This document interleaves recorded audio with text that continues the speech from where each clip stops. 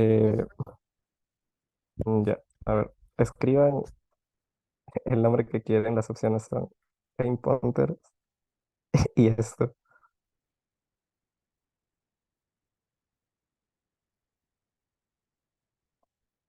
Escriban en el chat de Zoom y el que más se repita. O sea, creo que es obvio, Sex. creo que es, Sí, alguien lo no, dejó en el suena bueno. mucho. Ya, a ver, bórrenlo. Ok. Ah, no puedo borrarlo.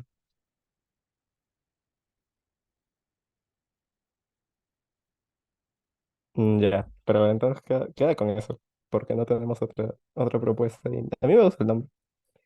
Entonces ahora vamos a hacer endpointers. Queda zanjado lo del tema del nombre del grupo. Ya, el tema de la malla. Lo voy a explicar rápido. Share.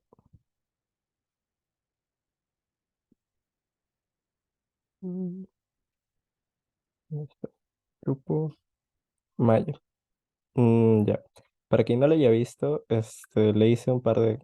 Voy a cerrar esto. Le hice un par de. Bueno, un par no, le hice varias modificaciones a esto. Y en general, lo que tenemos de temas que vamos a ver va a ser que primero vamos a hacer una introducción. El día de hoy tenemos sobre lenguajes de programación. La siguiente sesión, Josué nos va a dictar un taller sobre control de versiones. Y después va a ser desarrollo frontend, backend y algoritmos y estructuras de datos recurrentes. La idea no es tampoco que se vuelva un club de computer science, pero es importante conocer esos conceptos. Y en general, quienes nos pueden apoyar son Candia y, bueno, Candia en general porque es el que está metido en ICPC. El tema de la malla es que quien quiera, por ejemplo, desarrollo frontend, quien quiera enseñar HTML, acá puede poner su arroba. Digamos que yo soy Diego Palomino. Me menciona a mí mismo, Diego Palomino. Y entonces ya quedo asignado yo a hacer HTML. Además de esto, sería ideal que como que lo compartan con el grupo, como yo me comprometo a hacer este tema.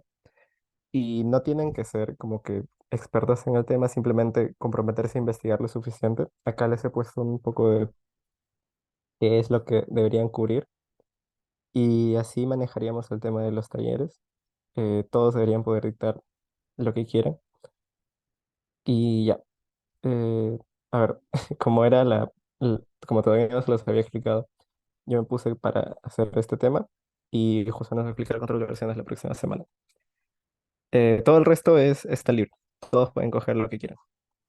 Si, como dije, no importa mucho si no conocen o sea, si no son expertos en el tema, si tienen un poco de conocimiento pueden investigar al respecto y quedaría chévere porque así nos enseñamos entre nosotros y cualquier consulta pueden hacer, o sea, sobre todo tema de frontend me pueden hacer a mí y de Josué, perdón, de backend se la pueden hacer a Josué, que es el que tiene más experiencia en esto. De algoritmos creo que va a ser un poco más exclusivo de Candia porque no son temas más complejos y más tienen que ver con matemática a veces. Y ya, eso sería el tema de la malla. Tenemos nombre de grupo y ya. ¿Se ha unido alguien más? Candia, sí, ahí está. Candia, tú has estado con Aguilera, ¿no? Han ido a consultar el tema del laboratorio. No sé si nos puedes comentar al respecto. Hola, ¿qué tal? ¿Se me escucha? Sí, sí, sí. Ya está bien. Bueno, o sea, fuimos con Diego a preguntar un rato a Aguilera cómo era el tema de los laboratorios. En general nos dijo que redireccionó a un tal Solaris, que es el jefe de laboratorios de la Cato. Entonces, cualquier cosa que tengamos que hacer es una comunicación directa vía correo. Tenemos que enviarle un correo. No hay un protocolo así definido, sino tenemos que decir, ya vamos a usar tal laboratorio para qué actividades, con qué fin y el horario. Es como que un poco más simple de lo que pensábamos. Entonces es trato directo con el señor Solari. Sí, no me acuerdo muy bien su nombre, pero sí. Los correos se los di a Diego. Ya. Ah, ya apareció, Diego. No sé si tienes algo más que comentar al respecto. Sí, solo nos dijo que, primero que todo, buenas tardes con todos. Nos dijo más que todo enviarle un correo con las especificaciones y con copia a, no sé si era la secretaria, del departamento, pero nos dijo que le enviemos una copia también a ella. Y que más que eso, nada. Y no sé si comentó esto Candía, pero dijo que en caso nos pide un profesor que hablemos con Aguilera nomás, que él puede hacer de profesor responsable para nosotros usar el laboratorio. Ya, ok. Entonces eso lo vemos por interno después, para la siguiente reunión. Sería ya en un laboratorio, idealmente. Por suerte, el tema que vamos a ver hoy es bastante teórico, o sea que da igual si usamos o no otro laboratorio. Voy a empezar a compartir de una vez. Y ya, el tema de hoy es sobre lenguajes de programación. Antes de empezar, eh, o sea, no, si tienen algo que decir, escríbanlo por el chat o levanten la mano o directamente interrumpan con el micro. Creo que no es muy fácil ver el chat. Yo entiendo a los profesores un poco. Y ya, los chicos que tengan que irse a la PC de PM, váyanse normal. Estamos grabando la presentación. La pueden ver después en cualquier momento. Y ya, ahora vamos a empezar entonces. Lenguajes de programación. Lo que vamos a ver hoy es un recorrido por los lenguajes de programación de propósito general y en qué casos se usan, cuál es su ecosistema y cuál es su demanda en el mercado laboral. Los contenidos son estos. Primero vamos a hacer una pequeña introducción, vamos a pasar por bajo nivel, que viene a ser CS++. Vamos a pasar por dos lenguajes que son muy parecidos, que se centran en programación orientada a objetos, que son Java y C Sharp. Luego Python, que tiene su sección para él mismo. Sobre la web tenemos este grupo de tres lenguajes, algunos emergentes como Go, Kotlin, Swift. Y finalmente un poco más de información, que es más un comentario de cómo absorber más este tipo de información, dónde buscar, cuál es la metodología. Ya, la introducción. El primer disclaimer es que quizás esta presentación está enfocada bastante en web, que es el tema en el que yo soy más proficient, pero siempre se puede extrapolar, porque al final los conceptos de servidores y transferir datos son totalmente generales al software. O sea, al final el software sigue siendo mover unos y ceros de un lado a otro y transformarlos como sea conveniente. O sea, no se preocupen mucho si quizás no les interesa tanto el tema de web. Idealmente sí, porque es más o menos el eje en el que se centra este grupo, pero eso que se puede extrapolar a otras plataformas o otras áreas. Ya, los lenguajes son herramientas. Hay que entender que o sea, si tú tienes una tarea, obviamente vas a elegir la herramienta más apropiada. Y así es con el software. Si tú tienes un problema, por ejemplo, de concurrencia, de que tienes muchos usuarios, vas a elegir un lenguaje de programación que te permita manejar muchas sesiones de usuarios al mismo tiempo. Existen lenguajes que son más buenos para ese tipo de tareas, existen lenguajes que son mejores para manejar input-output, por ejemplo. Hay otros que son mejores para el tema de hacer software reliable, que sea confiable y que sepas que no va a ser muy propenso a errores. Ya. Propósito general. Cuando ustedes vean un lenguaje de programación, generalmente les da una descripción. Digamos, C++ es un lenguaje de alto nivel respecto a Assembler de propósito general. Lo que se refiere con propósito general es que tiene las herramientas suficientes para poder manejar una gran cantidad de tareas comunes. O sea, en teoría podrías hacerlo todo con todos los lenguajes de programación, pero no es realmente todo. O sea, es un todo con un asterisco porque no todos, por ejemplo, te permiten tener varios hilos. No todos te permiten aprovechar el multithreading natural de las computadoras. No todos tienen el paradigma síncrono. No todos te permiten manejar manualmente la memoria como lenguajes de bajo nivel. Y eso no es lo único. O sea, los lenguajes son diferentes entre sí por motivos, porque están diseñados para distintas cosas. Entonces, otro concepto del que tenemos que hablar es el ecosistema. Y es que hay veces en las que hay lenguajes que son muy similares entre sí y realmente la elección de cuál usar para X tarea recae en el ecosistema. Si tú tienes un lenguaje que tiene una librería muy buena para inteligencia artificial, no vas a usar el otro que tienes que hacerlo todo desde cero. Ya. Tenemos en el bajo nivel, que sería el más cercano a la computadora, como pueden ver acá. Tenemos un recorrido por los lenguajes que ya hemos visto en clase. Sería el primero C, que es la base de los lenguajes modernos. C es muy útil porque a veces es un assembler portable, porque cada línea que escribes es prácticamente como una instrucción directa a la máquina. Obviamente no es así, por cómo funcionan los compiladores y la optimización, pero es lo más cercano si quieres escribir un lenguaje, en un lenguaje que puedas leer tú como ser humano. Sus use cases principales son los sistemas embebidos, cuando quieres trabajar con hardware directamente, cuando el desarrollo de sistemas de gestión de bases de datos como Postgres o Oracle están escritos en C, debido a que es imperativo, performa muy bien y te da un control total sobre la memoria. Y finalmente los sistemas operativos como Linux están escritos totalmente en C. Ya, sobre su demanda en el mercado realmente es baja, naturalmente, porque las empresas realmente no necesitan desarrollar tantos sistemas como realmente aplicaciones para sus negocios. En el mercado de la electrónica y los sistemas embebidos ya es otro tema. C++, que viene a ser una evolución natural del C, es un lenguaje de performance que tiene abstracciones de alto nivel, en el que tú puedes escribir instrucciones directas a la máquina, pero tienes abstracciones como las clases o sea, la programación orientada a objetos y demás. Los use cases principales de C++ son las aplicaciones de alto rendimiento. Cuando tú necesitas hacer que una aplicación performe muy bien, o sea, un ejemplo de esto son los gráficos y los videojuegos, porque son muy intensivas en cuanto a cálculos, porque te manejas vectores, rayos de luz, etc, etc. Lenguajes, motores de videojuegos como Unreal usan C++ por debajo. Y es eso, C++ lo usas cuando tú quieres aplicaciones de alto rendimiento y quieres niveles de abstracción más altos que los de C normal. Otro use case puede ser las aplicaciones en tiempo real y financieras, que nuevamente C++ se lo usa generalmente por su rendimiento muy bueno. Y cuando tú quieres hacer trading, por ejemplo, tú quieres programar un bot que sea totalmente veloz y pueda tradearte, venderte, comprarte al tiempo más rápido posible porque las acciones se devalúan o suben de precio a o sea, a una fracción de segundo muy, muy pequeña. Ya, su demanda en el mercado es más alta que la de C porque ya sus use cases, como pueden ver, tienen más aplicaciones en cuanto a aplicaciones empresariales y de la industria en general requiere más C++.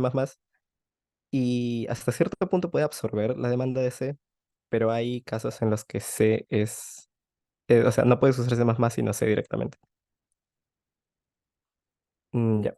La siguiente sección tenemos los lenguajes orientados a objetos, que son dos, y usualmente son enterprise. Enterprise en el sentido de que son para aplicaciones corporativas de empresas muy grandes.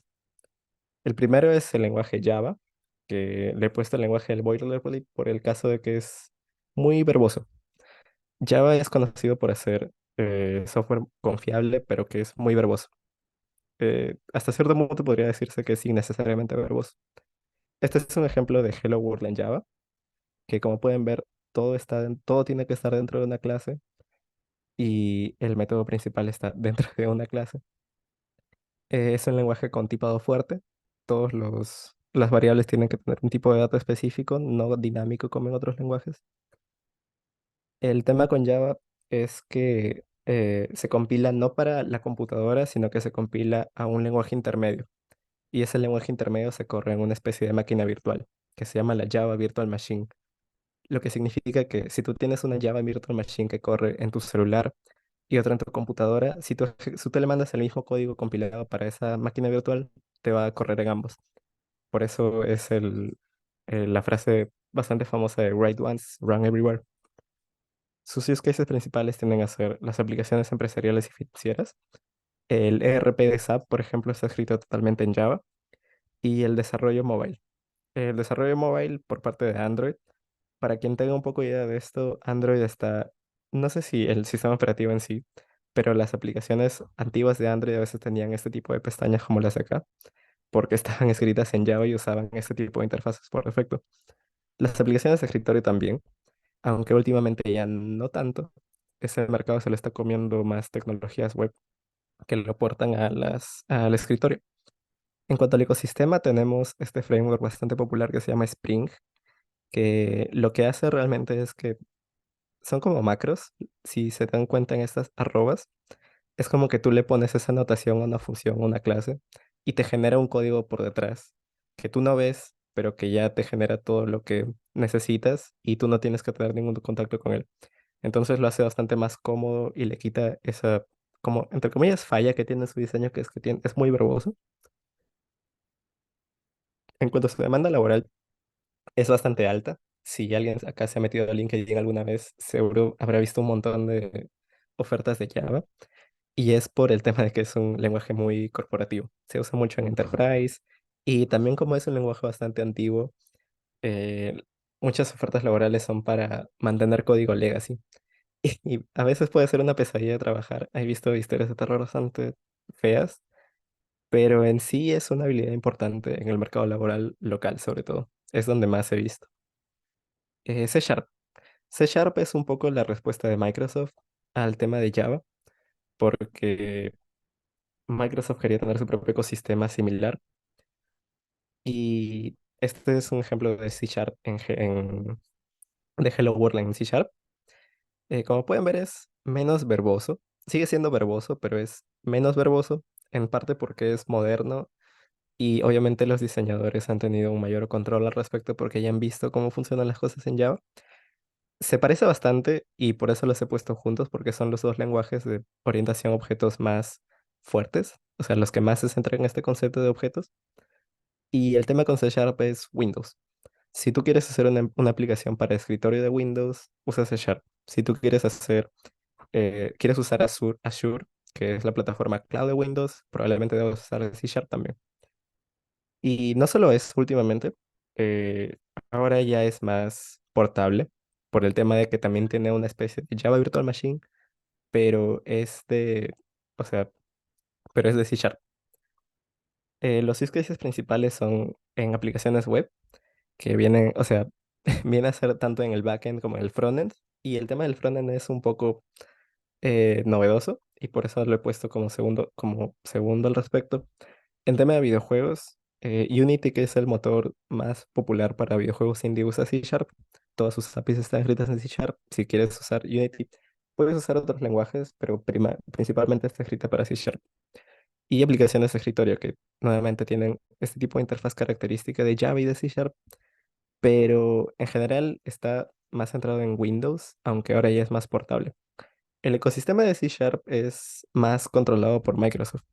.NET Core es una especie de, como una extensión muy grande de la librería estándar. Es un framework que te da un montón de APIs ya preparadas para que tú hagas prácticamente lo que quieras. Y está provista por Microsoft.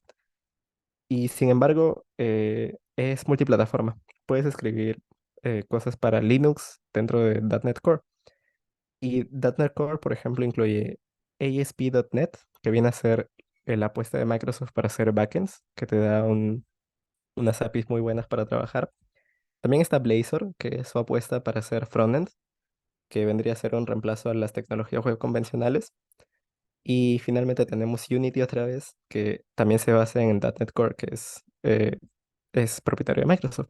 Pero que, o sea, no, o sea, el tipo de licencia que tiene te permite trabajar con tu software sin depender de ellos.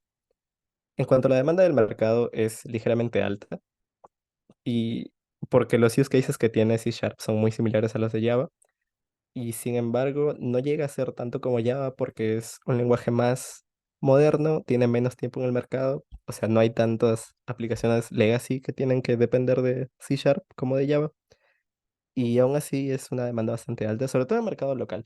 En el mercado local he visto bastante Java y C Sharp por ese tema de que son corporativas para empresas grandes. Ahora vamos a hablar de Python. A Python le he dado su propia sección porque realmente lo merece. Es un lenguaje muy versátil.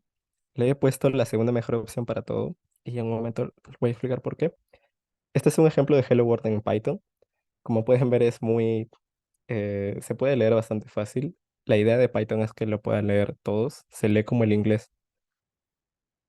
Y le he puesto que es un jack of all trades porque Python en realidad es un lenguaje tan simple que como lo pueden aprender desde niños hasta gente profesional, su idea es meterse en todos los aspectos del mercado posibles y, o sea, y ser útil en todos.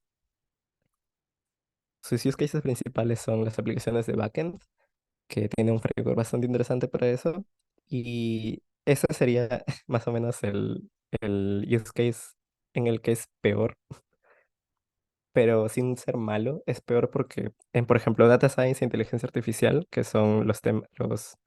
Python es el mejor lenguaje para este tipo de cosas, porque las abstracciones que te da son bastante directas, straightforward. Generalmente la gente que se dedica a Data Science o a la inteligencia artificial no está muy preocupada por temas como manejo de memoria o el tipado fuerte, que otros ingenieros de software sí estarían interesados, porque lo que quieren es hacer ciencia en general, quieren hacer estudios, quieren usar herramientas que no les impidan, sino que les faciliten esta tarea. Y como Python es tan accesible, generalmente las herramientas de inteligencia artificial y data science están escritas para Python, tienen APIs para Python. Su ecosistema es, por ejemplo, para web, que es Django. Es un framework de backend bastante importante. Es relativamente antiguo y es bastante usado. O sea, probablemente sea de los más usados en cuanto a backend. Tenemos NumPy, que es una librería para hacer matemáticas y estadística con Python, y Matplotlib, que viene a ser, me parece que viene la práctica de OAC pasada, y es para hacer gráficos con Python. Estas dos se complementan muy bien para hacer data science en general.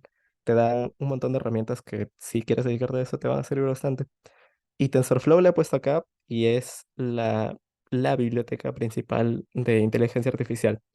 Realmente estas cosas están escritas en C. Estoy seguro que alguien recuerda a Wanira decir que las librerías de Python están escritas en C, pero les dan una API para Python para que se puedan usar. Como ya les dije, la idea es hacerlo accesible y que no estén los científicos peleándose con el compilador o alocando y dealocando memoria.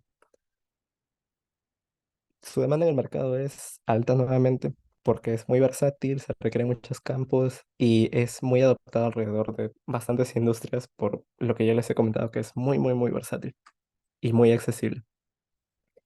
Ahora pasamos a la parte de web, que vienen a ser, ¿no he visto la hora? Ah, quizás sí lo acabamos, pensaba que iba a demorar más. Ya, la parte de web. Primero vamos a hablar de JavaScript, que es el único lenguaje del frontend.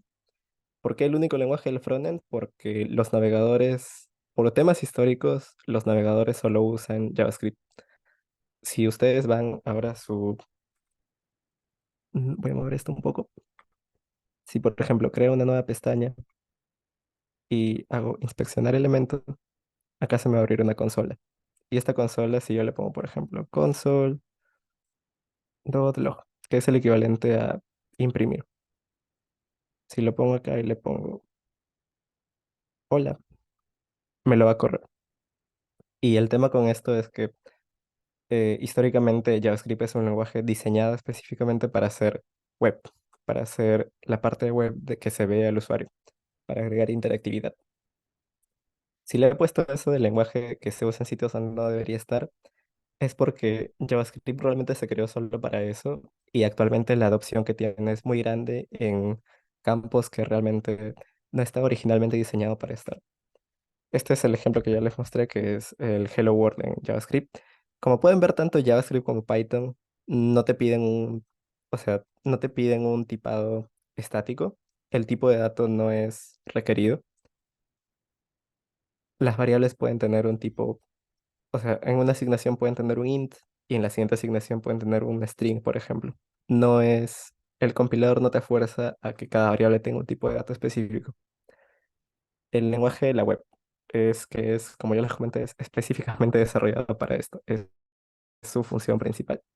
Sus use cases vienen a ser el desarrollo frontend y este sería el totalmente principal.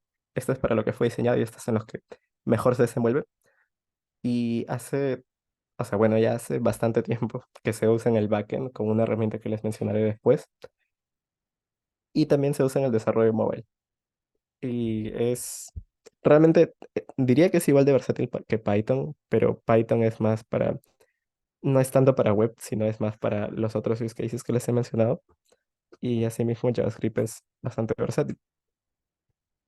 El, el ecosistema que tiene JavaScript en el frontend vienen a ser esas tres librerías principales.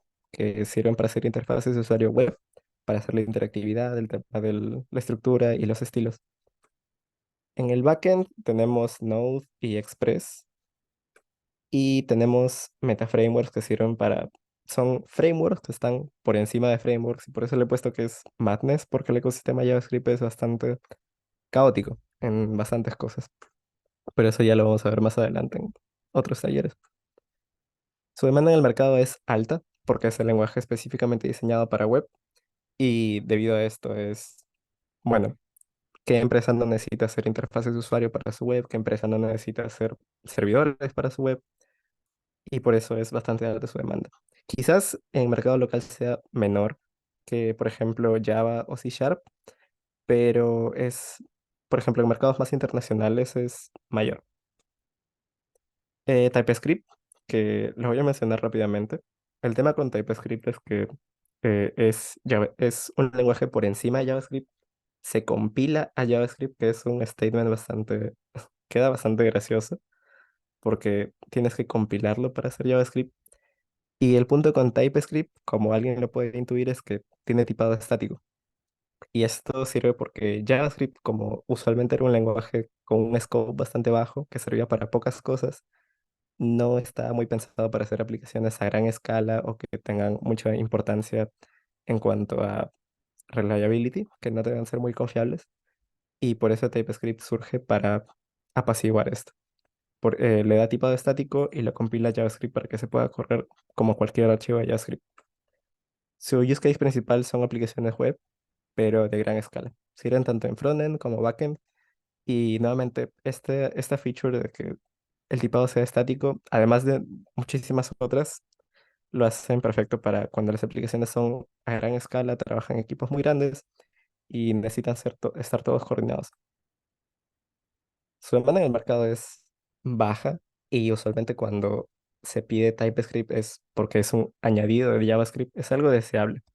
No es algo que generalmente te exijan siempre. Si sabes JavaScript, muy probablemente puedas aprender dentro del trabajo TypeScript bastante sencilla, de forma bastante rápida y sencilla. Y finalmente PHP, que es un lenguaje que juraría haber escuchado a muchos de ustedes haber usado. Y le he puesto esto de que hace 3 lustros se ha anunciado su muerte porque cada cierto tiempo surge este trend de que PHP es un lenguaje viejo para estándares web y por eso debería evitar usarse, pero las ofertas laborales siguen siendo bastante, o sea, no estables, pero siguen siendo numerosas, a pesar de que se están reduciendo con el paso del tiempo. Algo genial que tiene PHP es que se puede embebir dentro de HTML, que viene a ser la estructura de la web. Y bueno, es el otro lenguaje de la web. Está específicamente diseñado para hacer backends, para servir como servidor, como la parte del servidor. Su ecosistema es interesante. ¿Quién no ha visto esto de WordPress? Que es una forma sencilla para construir webs. Está escrito totalmente en PHP. Y si se quiere extender como plugins o features adicionales, se usa PHP. Y Laravel, que viene a ser un framework que sirve para hacer backend. Su demanda en el mercado es mediana y se está reduciendo paulatinamente porque ahora las alternativas modernas son bastante más requeridas.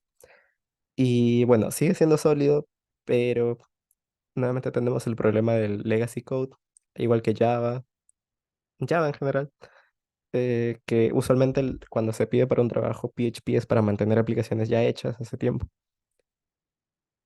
Ya. Ahora vamos a hablar de los lenguajes emergentes. Eh, este lenguaje lo usa Josué en su trabajo, en el trabajo que tiene como desarrollador backend, y es Go. Es simplicidad, performance y concurrencia. Creo que son los aspectos más importantes del lenguaje. Y acá está su Hello World en Go. Es muy similar a C, si alguien se da cuenta. Y, por ejemplo, tiene hasta el print formatting.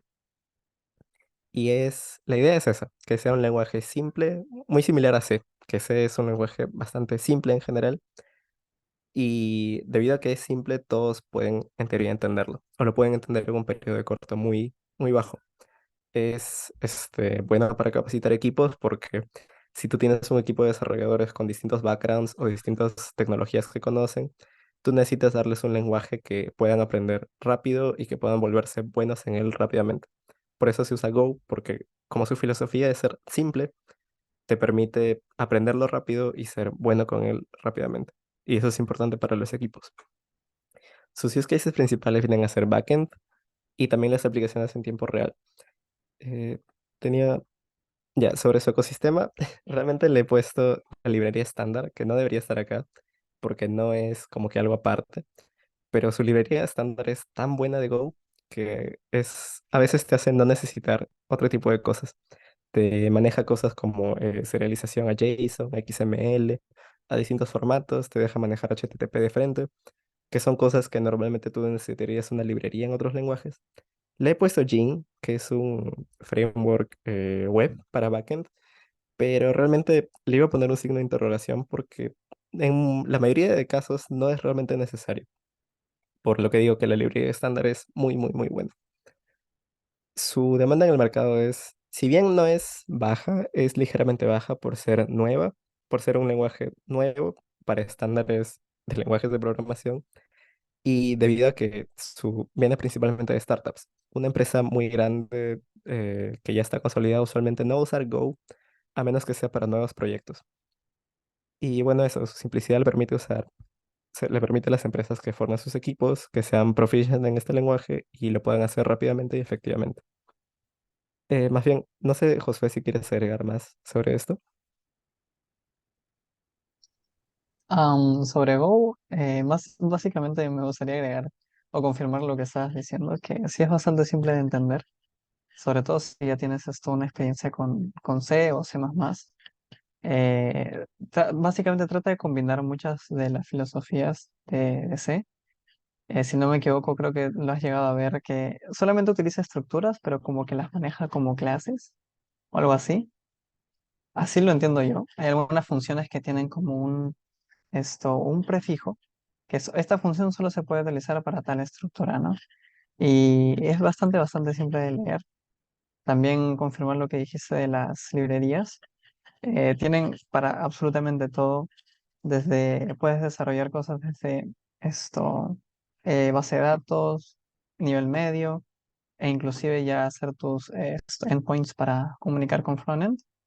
Y básicamente está en todos lados, creo yo. Se puede utilizar para muchas, muchas cosas y qué más potencial puede tener si amplía ese ecosistema, ¿no? Pero ciertamente es relativamente reciente y sirve más para proyectos más pequeños y como tú dices, aplicaciones en tiempo real tiene hasta librerías para manejar el tiempo directamente en WebSockets y ese tipo de cosas que ya vamos a ver más adelante con más detalle. Y eso nada más. Está buena la presentación inicial de Go. Sí. Muchas gracias. Gracias por tu aporte. Siguiente, Kotlin, que estoy seguro que a alguien acá le habrá tocado en EDPM hacer un árbol en Kotlin o algo similar. A mí me tocó Kotlin. Y bueno, Kotlin es, como bien dice Java, pero mejor. ¿Por qué? Porque es más o menos la misma sintaxis de Java. Lo está desarrollando un equipo que ha trabajado en Java y está hecho principalmente para ser compatible con Java, para ser retrocompatible. Podemos ver que tiene un tipado estático nuevamente y sin embargo acá podemos ver una diferencia muy grande con Java. Acá simplemente declaramos una función main y le damos una orden. Mientras que en Java tienes que definir una clase que contenga una función, que quizás llame un objeto. Es bastante más código. Y código que no siempre aporta. Lo hace quizás más legible, pero es una de las críticas más usuales que se le hacen a Java. Y más o menos en respuesta a eso nace Kotlin. Y bueno, es básicamente eso. Java sin boilerplate, o al menos sin tanto boilerplate. Ah, boilerplate por si acaso se refiere a eso, a código muy verboso o que tienes que hacer mucho código para una funcionalidad quizás simple. Sus use cases principales vienen a ser móvil. Esto es lo principal, o sea, Kotlin surgió para desarrollo móvil y compatible con la Java Virtual Machine. ¿Y qué quiere decir esto? Que su ecosistema es el ecosistema de Java. Kotlin es compatible con las APIs que ya tiene Java y esto le permite ser una opción para proyectos que, por ejemplo, tú tienes un proyecto muy grande escrito en Java y quieres hacer una funcionalidad nueva. Eh, si tienes un equipo que es relativamente joven, es bastante mejor darles Kotlin que Java, porque Kotlin es un lenguaje más apropiado a tiempos modernos. Su demanda en el mercado, perdón, su demanda en el mercado es ligeramente baja, nuevamente por ser un lenguaje más o menos reciente, y sin embargo le ayuda a su compatibilidad con las APIs de Java. O sea, si hay ofertas laborales de Java y tú sabes Kotlin, es posible que te puedan agarrar también, porque o sea, como digo, el lenguaje está hecho para ser compatible con Java. Y nuevamente, el foco es bastante en aplicaciones móviles.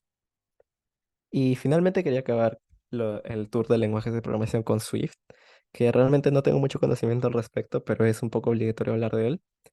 Antes de Swift, para el entorno de Apple se usaba Objective-C, que es un lenguaje un poco ya, o sea, ya está prácticamente olvidado y apenas hay gente que lo usa o que lo demanda para sus trabajos. Y bueno, es el lenguaje de Apple que está diseñado para hacer aplicaciones en Apple, sea en sus celulares iPhone o sea en sus Macs. Su sintaxis es nuevamente simple. Sus use cases vienen a ser esos, móvil, pero móvil iOS y desktop. Una particularidad interesante de Swift es que solo compila en Macs, en sistemas operativos iOS. Perdón, en sistemas operativos de Apple. Está hecho específicamente para eso y bueno, debido a eso, su demanda en el mercado evidentemente no puede ser tan grande porque se restringe mucho a un nicho que quizás en entornos locales, por ejemplo, va a ser muy, muy, muy reducido. Por lo que, bueno, o sea, tenía que mencionarlo por ser el lenguaje de ese nicho, pero no es algo muy extendido, la verdad. Y bueno, si tú tienes, por ejemplo, hay un framework para móvil que se llama Flutter, que te permite hacer desarrollo tanto en Android como en Apple. Y bueno, si tienes alternativas que te permitan hacer desarrollo híbrido, ¿para qué vas a usar Swift? Ya son cosas más de la necesidad del producto. Pero bueno, debido a este tipo de factores, su demanda no es tan alta como podría ser. Y bueno, antes de pasar a esto, no sé si hay algunos comentarios que alguien quiere hacer.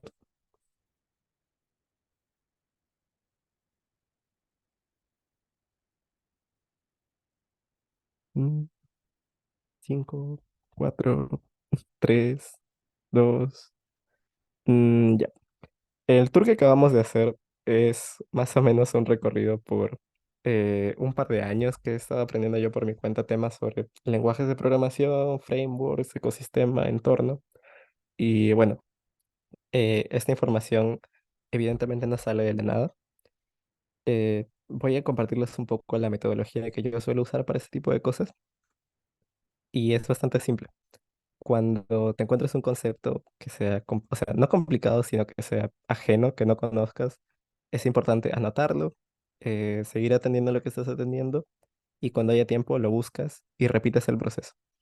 Por ejemplo, yo quiero aprender, o sea, estoy escuchando una ponencia y escucho backend y yo no sé nada de lo que es backend. Entonces lo anoto en algún lado y cuando tenga tiempo busco el concepto backend y, por ejemplo, veo un video en YouTube y ese video me va a mencionar 500 conceptos nuevos. Anoto todos los que parezcan importantes y es un ciclo eterno en el que se está aprendiendo constantemente. Una de las mejores herramientas que puedo recomendar es YouTube. ¿Por qué YouTube en específico y no Internet en general? Es porque YouTube es bastante, es como didáctico debido a su naturaleza de que son videos. Es fácil de prestar atención y fácil de entender los conceptos. Acá, por ejemplo, hay una colección de un canal que me gusta mucho, que te explica conceptos como lenguajes o librerías o tecnologías en general en 100 segundos. Y evidentemente no le da el tiempo para cubrir la profundidad, pero como una introducción que te sirve para poder entender mejor el panorama, es muy útil. Porque como dije, anotar, buscar, repetir. También el canal que digo tiene videos como estos, que son 100 conceptos que deberías saber sobre, por ejemplo, web development. Y este tipo de conocimiento es bastante importante porque te da una visión general y tú de esa visión puedes ir profundizando en lo que más te interesa. El canal de YouTube es este, se llama Fireship, está en inglés todo su contenido y realmente es algo que recomiendo bastante. Es, o sea, es un poco chistoso decirlo, pero mi hobby es un poco ver contenido sobre tecnología y lenguajes y conceptos y realmente es una forma de pasar tu tiempo libre entendiendo cosas y, o sea, sintiendo que estás haciendo algo productivo. Y bueno, realmente hasta acá la presentación pensé que iba a ser más larga, pero acabamos antes de que sea la PC de los chicos de DPM. Voy a dejar de compartir y les voy a dejar un rato para que digan algo, den algún comentario.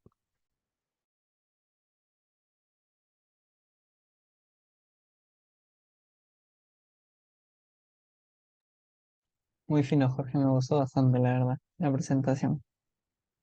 ¿Cómo hago para la siguiente ahora? Jesús. Quería hacer una pregunta, Jorge. Esto sobre la Sí, siguiente presentación. Era de acá 2 semanas, creo, ¿no? ujú, ponle 2 semanas.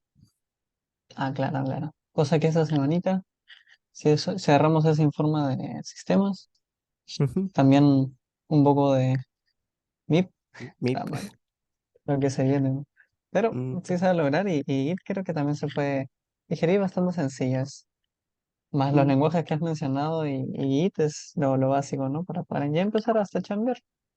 No ujú, es, no es tan complicado por la cantidad de contactos que podemos hacer en la universidad, la verdad. Quien menos te mm. lo esperes te puede dar trabajo. Jeje. Después, Bueno, gracias por tu comentario. Aprender Git igual chamba. Sí, o sea, es una herramienta bastante importante, ¿no? Sobre todo cuando trabajas en equipo. siempre se trabaja en equipo, ¿no? Mm, La verdad. Cuando Sí, pero mencionas cuando uno tiene ese proyecto solito. Sí. No, mantener código legacy, está preguntando Fabricio. Es cuando tú tienes una code base, tú tienes un proyecto que ya está hecho desde hace... Claro, o sea, como por ejemplo en el Estado se maneja mucho eso, porque tú ya tienes sistemas que ya están hechos. Y a veces se vuelve una pesadilla porque la gente que hace dichos sistemas tiene código que le llaman código espagueti, que es difícil de entender, de ver. Es bastante feo trabajar con eso porque usan tecnologías antiguas, sus conceptos de programación quizás no son muy buenos y si tocas algo que no debes, quizás te rompes todo el sistema. Y por eso es no es algo que le gusta hacer a muchas personas. A la mayoría de gente le gusta trabajar en proyectos nuevos.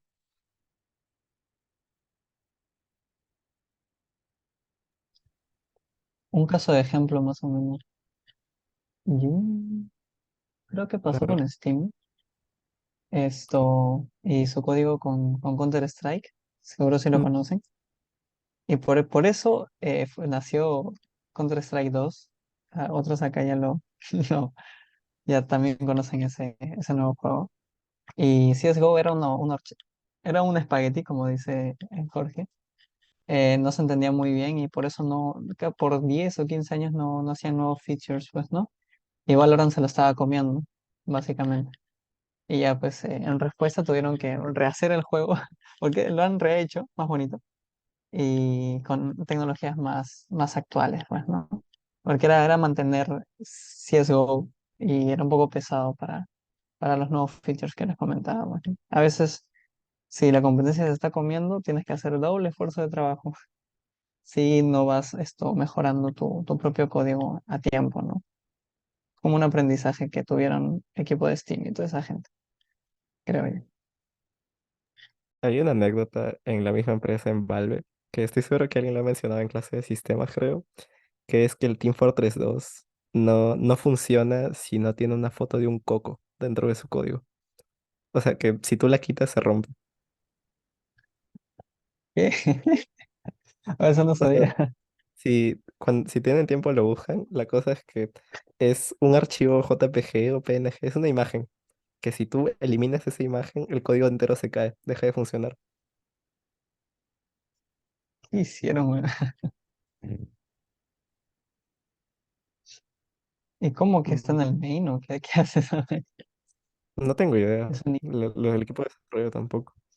No sé si hay más preguntas. Si alguien tiene algo más que comentar. Si no, quizás ya para ir terminando.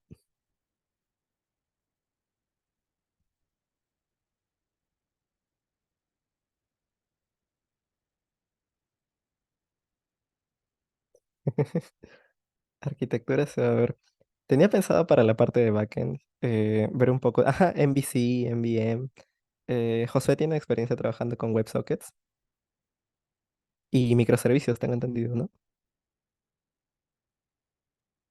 WebSockets y eso nomás creo. Microservicios. No, porque ya tengo este issue, hazlo. Ya, le Mm, pregunto a ChatGPT, investigo un poquito y lo hago. Pero más con WebSockets. WebSockets indagué mucho más porque necesitaba mucho testing. Pero mm, igual se puede aprender. Lo tengo más a la mano. pero sí, o sea, Sobre todo temas el de tiempo. arquitectura, sí. Mm, sí, sí tenía pensado. O sea, de momento creo que en la malla he puesto MVC, que viene a ser Model View Controller, pero lo puse después de frontend. O sea, he puesto frontend primero porque creo que es más visual y se entiende mejor después lo que se hace en el backend. Mm, pero sí, o sea, sí, sí vamos a ver arquitectura. No sé si haya más preguntas.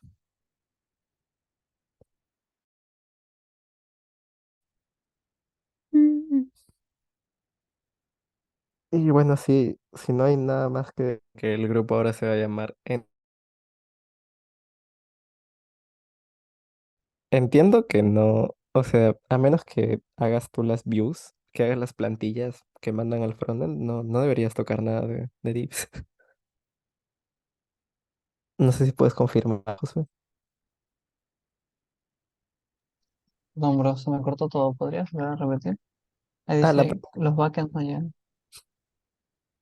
Mm, ¿A qué se refieren con centrar dips? Es de front, ¿verdad? o sea, es una cosa de la interfaz, pero no, o sea, tú no te encargas de nada de eso, Ya, ¿no?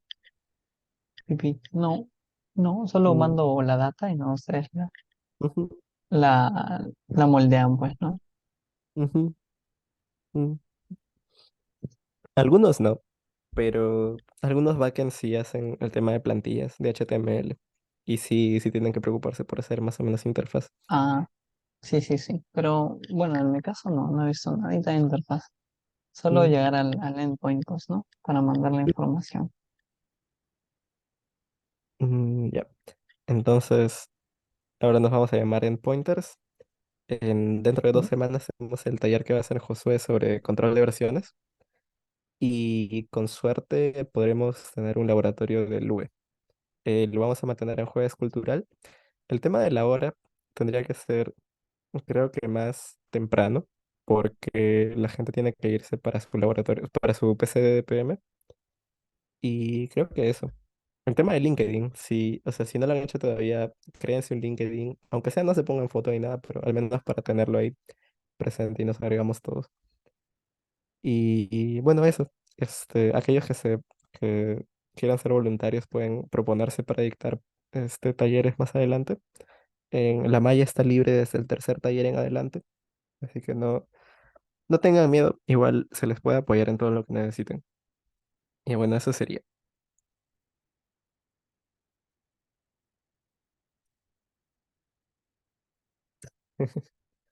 Ya. Entonces, buenas tardes, cuídense todos.